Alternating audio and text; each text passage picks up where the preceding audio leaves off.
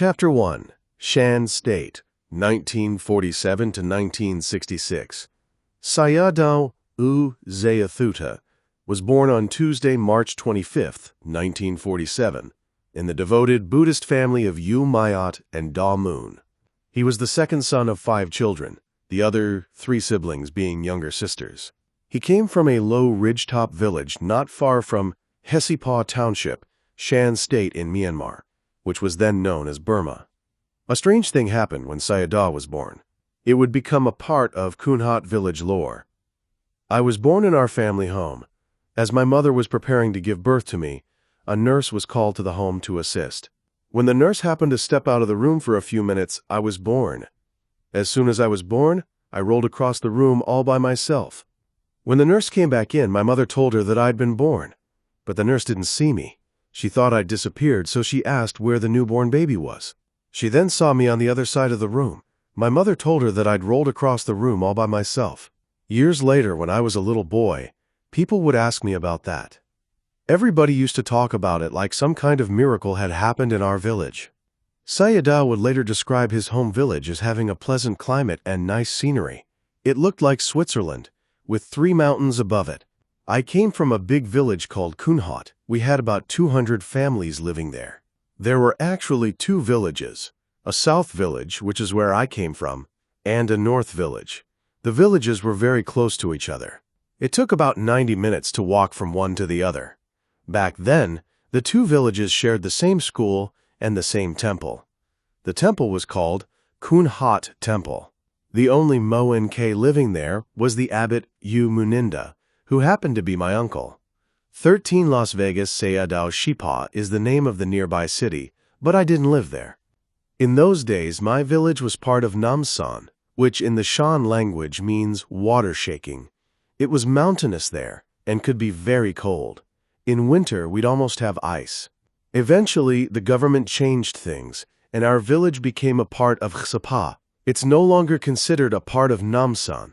Kunhat is 18 miles northwest of the city of Shipa and 22 miles southeast of the city of Namsan. It's between the two. There was no road leading into Kunhat, so we had to walk whenever we wanted to go somewhere. Since Hsipa was almost 20 miles away, it would take a whole day to walk there. While Shipa was mostly Shan people, Namsan was mostly people from my ethnic group. I'm not Burmese, I'm Palang. The Palang people are a small ethnic group found in Shan State, Yunnan province of China, and in northern Thailand. Almost everyone in our village worked as tea farmers, including my family. Fortunately, my family was wealthy, mainly because one of my paternal great-grandfathers was wealthy. He had a large tea farm which covered many acres. He had maybe 50 or 60 employees too. Eventually, my ancestors inherited my great-grandfather's farm. And when my grandpa died, his sons, my dad and his many brothers, inherited the business and the wealth that came with it. So they were all able to send their sons away to be educated in Mandalay, which is what happened with me too. So our family, we're Palang. We have 135 ethnic groups in Burma. Another village might have a completely different culture, way of dressing, and their accents might be different, but the religion was always the same. 30 years ago, about 50,000 Palang people lived in Shan State. Today, there are maybe 100,000 in the whole country. 14 Shan State, 1947 to 1966. Sayadaw grew up speaking his native tongue, which is also called Palang. He also spoke the Shan language, called Tai Yai, which he would later describe as having the same accent as the principal language of neighboring Thailand, though the 2 languages were otherwise incompatible. The Palang people of Shan State weren't limited to just those 2 languages. Some of them were also fluent in Burmese and Chinese, whereas regular Burmese people grew up speaking only Burmese. Sayadaw recalled how as a child he'd learned Chinese from his Chinese neighbor and classmate. Sometimes when the boys were at school and didn't want the teacher to understand what they were talking about, they'd start conversing in Chinese. The south village of Kunhat, Shan State, Burma, circa 1960. Life in Kunhat was not always idyllic. Armed rebellion against the Burmese government had been occurring since 1948, when Burma gained independence from Britain.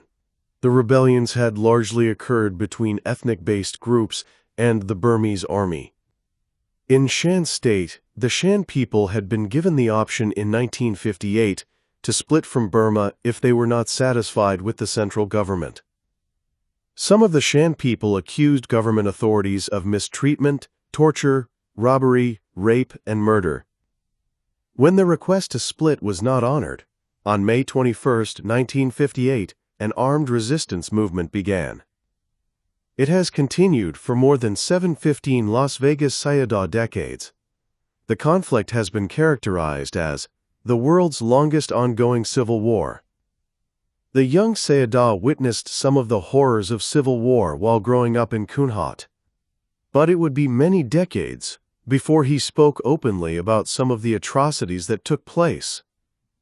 In those days, the Shan State Army, SSA, was fighting with the government. This went on for many years. I experienced people getting killed by soldiers on both sides of the conflict.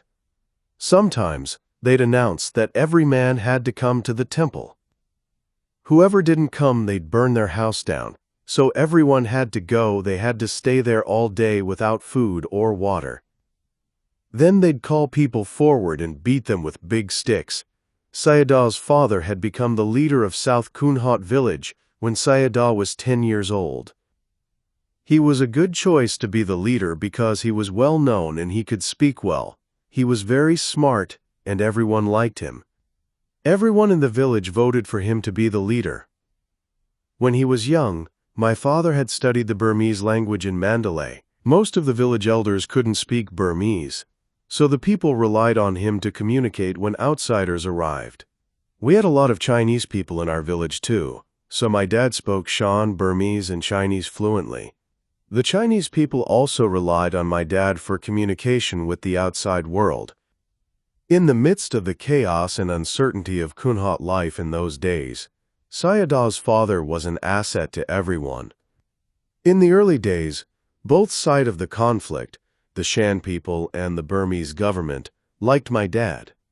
Back then it was just the SSA and the government fighting with each other. It hadn't become so complex yet. Eventually it was the communists fighting with the government, too. So when the Burmese army came to our village, he was able to converse with them. 16 Shan State, 1947 to 1966, an unusual child. Ever since Sayadaw was a little boy, he had been different from others, with a distinct leaning toward things religious.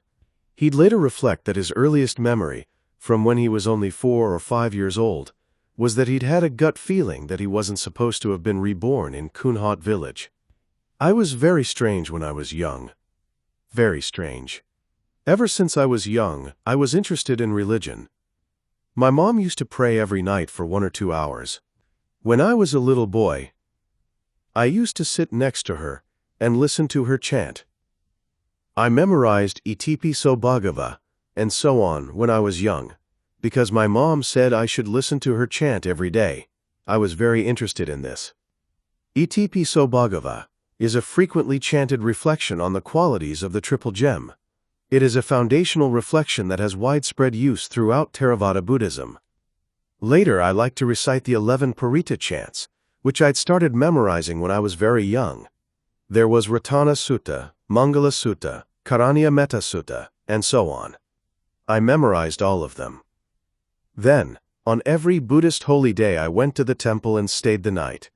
I read about Buddhism too, but no one taught me about Vipassana. My mom just counted her rosary, Anicca, Anicca, Dukkha, Dukkha, Anatta, Anatta, many, many times. I knew only to say those 3 words, so I did that every day too. I had a rosary around my neck, and also in my hand. I'd carry them around with me. It made me happy to do that, to count my recitations.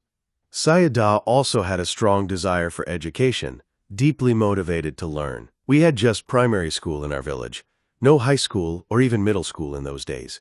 I went to school and learned, and I eventually finished school, which was 6th grade.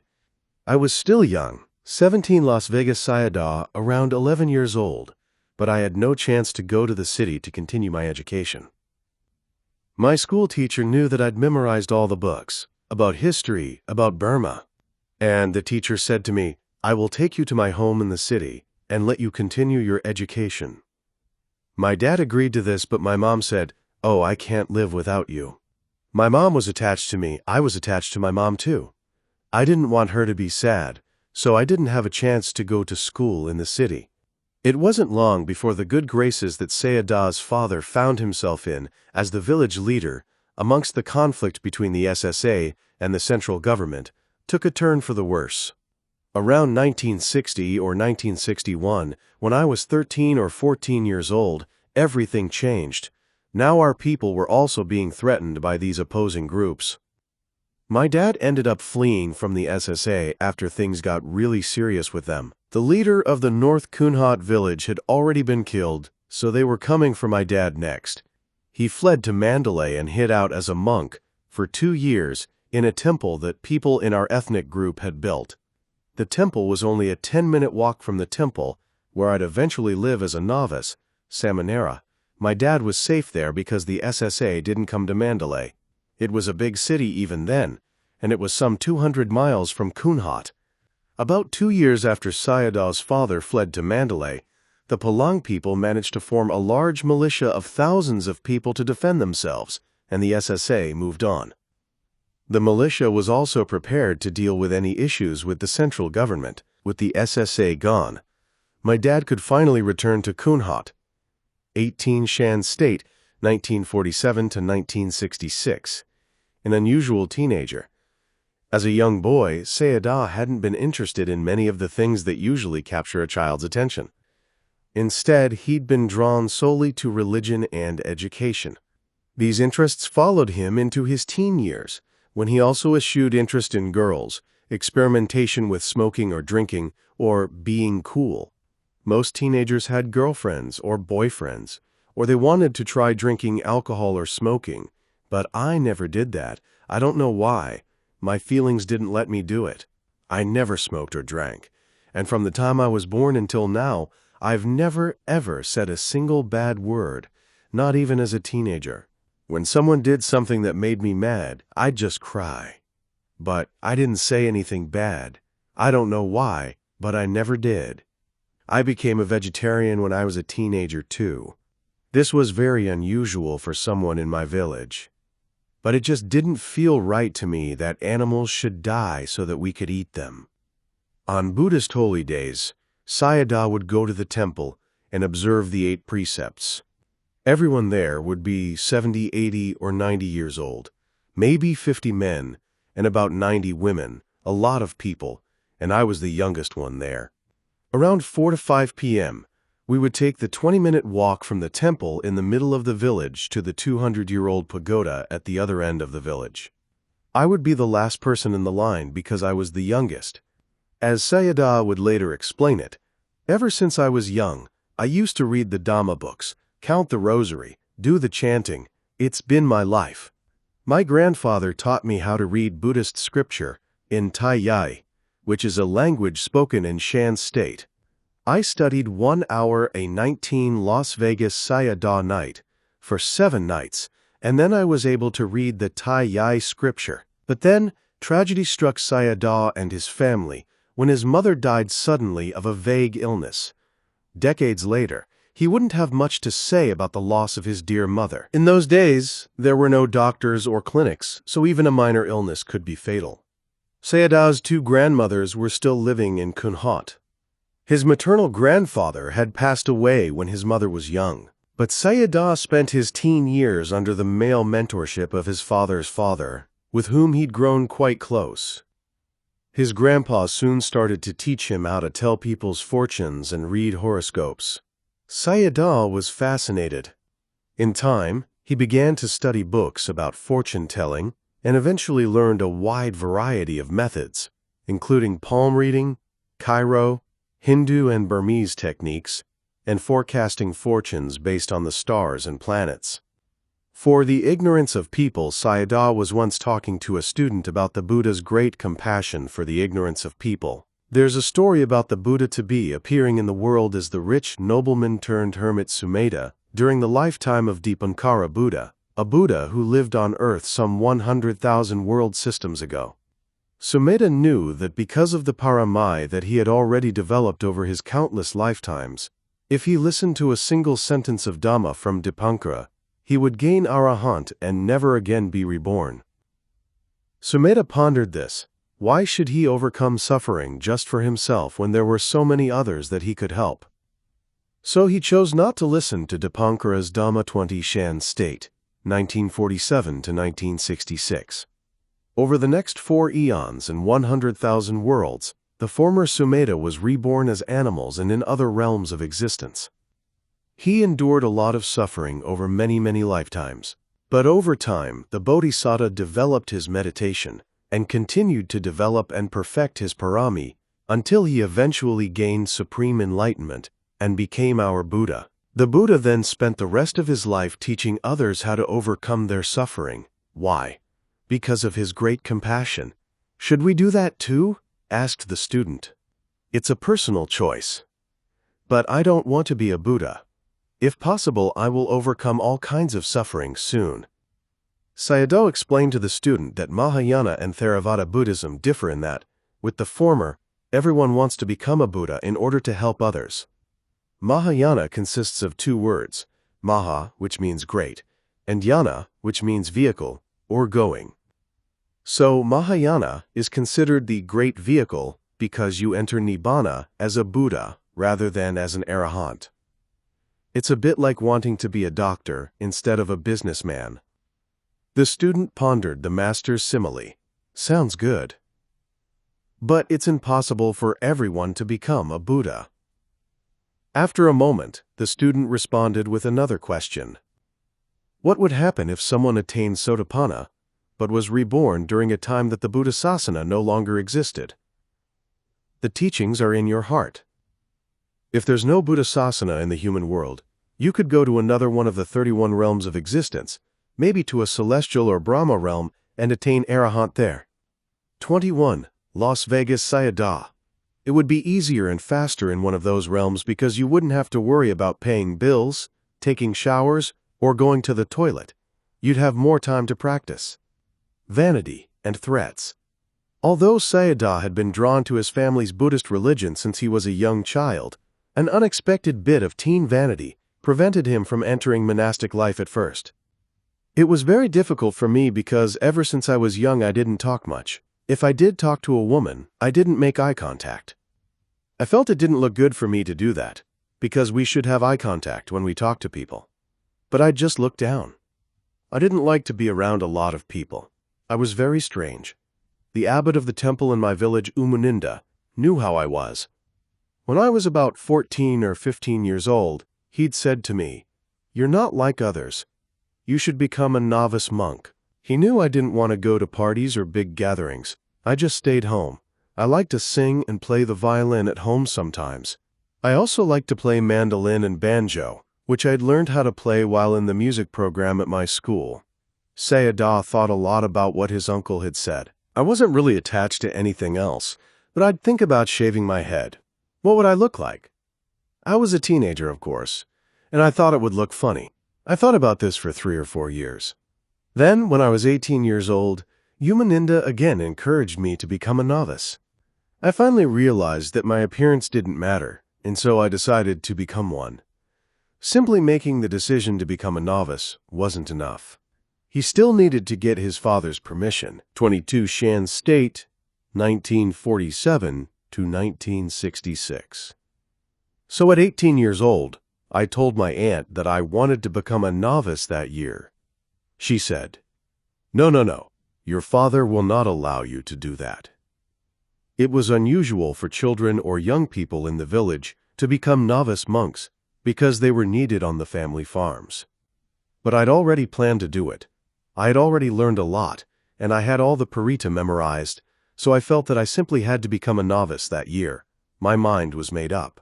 Sure enough, Sayadaw's father didn't want him to do it, so I said to myself, "Okay, if my father won't allow me to do it, I will go on strike. I will not eat for 7 days." My father knew I'd do it too. My family knew me well. I told my aunt my plan, and she said to me, "If you do that, your father will beat you." In those days, the Palong people of Shan State kept weapons to protect themselves against the lingering conflict with the central government.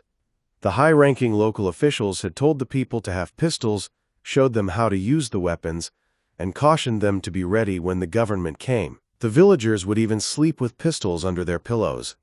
And so as I reflected on my aunt's words, I thought, if my father won't allow me to become a novice, I will take the gun, put it in my mouth, and kill myself. I intended to do this. But then my aunt talked with my father. She told him, if you don't allow him to become a novice, he'll kill himself. My father was quiet. My aunt wasn't sure what he was thinking or what would happen next. 23 Las Vegas Sayadaw. With his father's reaction to the threat still unclear, Sayadaw began to prepare for the day he would formally ask him for permission.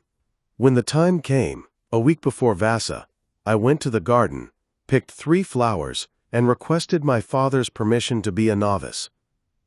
But he strategized at first. I figured that the best time to ask for his permission was as soon as he got up in the morning, about 6 a.m., because he drank a lot. And I invited about 20 adults to protect me. So my father got up, came out, and sat down. He'd already heard what I planned to do. And when I asked for his permission to become a novice, he simply said, "Okay." That was it. Sayadaw was delighted with the unexpected ease of the situation. Then my father added, "If you're going to be a monk, do it for at least 10 years. I said, 10 years? I want to do it for the rest of my life. And so he said, if I don't allow you to do this, you'll kill yourself. I don't want that to happen, so I allow you to be a novice. Having received his father's permission to ordain as a novice, Sayadaw began putting together his next plan. We had 3 very high mountains above Kunhat village. On the top of one of the mountains was a 200-year-old pagoda. One of my paternal great-grandfathers had been a donor for that pagoda. It took about 2 hours of hiking from the village to get up there. My plan for after I became a novice was to go to the top of the mountain, stay there, and practice meditation by the pagoda. At the time, I thought meditation was just counting the rosary. I didn't know about Vipassana meditation. 24 Shan State, 1947 to 1966. So I planned to stay up there and practice Samatha meditation for a year. That was my plan. What is enlightenment? In the Theravada Buddhist sense, the word enlightenment refers to nibbanic attainment. It comes in 4 stages. 1. Sotapanna, or stream enterer. 2. Sakadagami, or once-returner. 3. Anagami, or non-returner. And 4. Arahant. A Sotapanna is one who has attained the first stage of enlightenment by abandoning the first 3 mental fetters: the illusion of self, doubt in the efficacy of meditation practice, and belief that any rite or ritual can bring about liberation. The stream enterer has thus entered the stream flowing inexorably to Nibbana. A Sotapanna is no longer subject to rebirth in a lower realm, and will realize the 4th and final stage of enlightenment within 7 lifetimes at most. A Sakadagami is one who has attained the 2nd stage of enlightenment. Because of weakened sensual desire and anger, the next 2 of the 10 mental fetters, a once-returner will be reborn in only 1 more plane of existence. An Anagami is one who has attained the 3rd stage of enlightenment.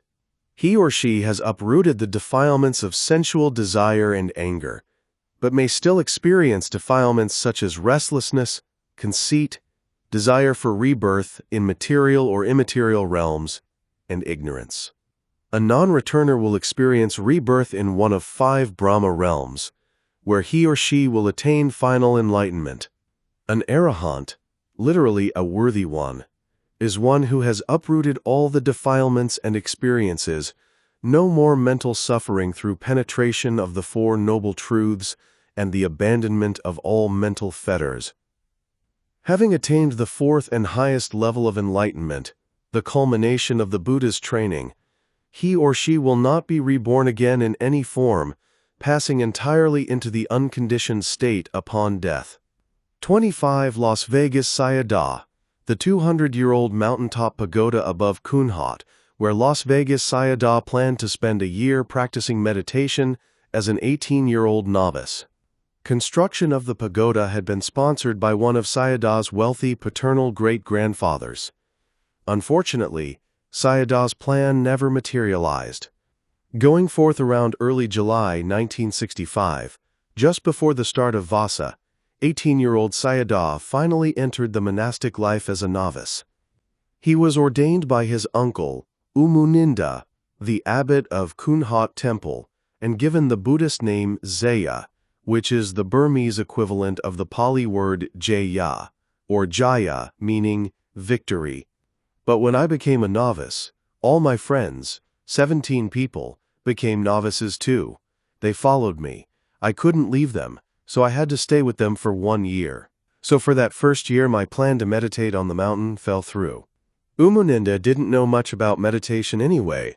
He'd become the abbot after only 2 vasas in robes because the previous abbot had died, so he was in no position to teach me. I'd eventually spend my first 15 months as a novice, just thinking about what I should be doing. 26 Shan State, 1947 to 1966, Kunhat, circa 1970. In the upper left is Kunhat Temple, where Las Vegas Sayadaw spent 15 months as a novice during 1965-1966. The temple burned down around 1971, and a new temple was eventually constructed in its place. The protruding building right of center is the family home where Las Vegas Sayadaw was born. Sayadaw's time as a novice in Kunhat was not without benefit. He chanted from memory for an hour each day, then continued counting his rosary. But with no one really qualified to teach him, he was forced to try to learn on his own. It's better to believe Sayadaw was talking to a student one time about certain beings being reborn as mindless beings with lifespans of 500 Mahakapa, or great eons, each great eon being equal to 311.04 trillion years. You might wonder how they became mindless beings. It's because they practiced meditation in their previous life, but didn't know about Vipassana. They'd thought, we have to suffer a lot because we have a mind that wants to see, to hear, to taste, to touch, etc. So we think, we worry, and we suffer because we have a mind. But if there's no mind, we won't want to see or hear, taste or touch. 27 Las Vegas Sayadaw. They believed that if they gained 5th jhana and could be reborn without a mind, then that would be best. So they practiced that way, and they had the desire to be reborn as mindless beings. As they gained 5th jhana and had that desire in their hearts, when they died they were reborn as mindless beings. When these mindless beings eventually die, they will be reborn in the human or celestial worlds. The student asked whether they could gain enlightenment as mindless beings. They cannot gain enlightenment because they can't see or hear the Dhamma. If the Buddha himself gave a sermon, they wouldn't be able to hear it. When he went to heaven to teach Abhidhamma, mindless beings had no mind to receive it. What about people who don't believe in anything? The student asked. They just think that when you die, there's nothing else. Is that what happens to them? Nothing? Annihilation is wrong view. Whether they believe in anything or not, rebirth depends on their karma. If they don't believe that anything happens but still do good things, they will be reborn in line with their karma. They will be reborn as human beings, even if they don't want to. It doesn't depend on their beliefs. It depends on their actions. The student asked, can they go to heaven too? Sure, if they do good things and want to be reborn there. In the case of the heavenly realms, it also depends on their desire. If they don't want to be reborn there, they will be reborn as a human being. But most people who don't believe in the next life do bad things, say bad things, and think bad things. 28 Shan State, 1947 to 1966. The student was curious about their rebirth. After they die, they mostly go down to the lower realms, even if they don't believe in a realm like hell. It depends on their karma. Sayadaw shared a short story about a man he'd met after he settled in Las Vegas. He was an educated person and rich, but he didn't believe in any of this. When his son once came to the temple to ordain as a Samanera, the man came to the ceremony and said to me, "I don't believe in anything, I just go to work and do my job. And on Saturday and Sunday, I'm free for 2 days. Saturday, I go to the bar and drink a lot. And then on Sunday, I can sleep the whole day." See that? No religion. Every Saturday, he drank a lot, ate a lot, and got drunk. And then on Sunday, he couldn't wake up. He just slept all day. Think about this. Sayadaw paused for a few moments. There are those who believe in heaven and hell, and those who do not. How different are they? Those who believe in hell will try to avoid doing bad things, and those who believe that heaven is better than the human world will try to do good things.